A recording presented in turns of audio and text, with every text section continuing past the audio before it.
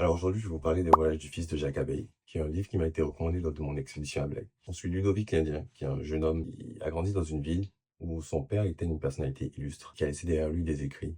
Notre protagoniste a passé toute sa jeunesse à regrouper ses écrits et à publier un mémoire de celui-ci. L'histoire débute avec la publication de ce mémoire et la mort de sa mère. C'est les deux catalyseurs dont notre protagoniste a besoin pour se lancer dans un voyage. Il rencontre donc dans ce voyage des personnages qui ont eu à côtoyer son père et qui lui relatent des versions assez différentes qui viennent combler des vides. C'est à la fois un voyage pour compléter la fresque qui représente son père, mais aussi un voyage initiatique du personnage principal pour s'émanciper de l'ombre de ce personnage illustre qu'est son père.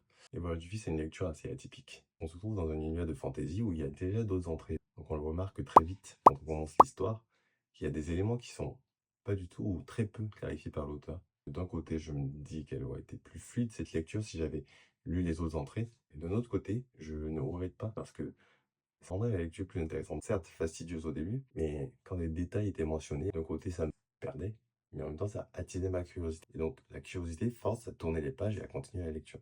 Donc, c'est une dualité avec laquelle il faut jongler, et je trouve que l'auteur arrive assez bien à jongler avec celle-ci. Donc, si vous avez envie d'une lecture fantasy, même si c'est très léger, mais surtout de quelque chose d'atypique, de nouveau et d'extrêmement bien écrit, parce que la prose de l'auteur est vraiment fantastique. Je vous recommande Les Voyages du Fils.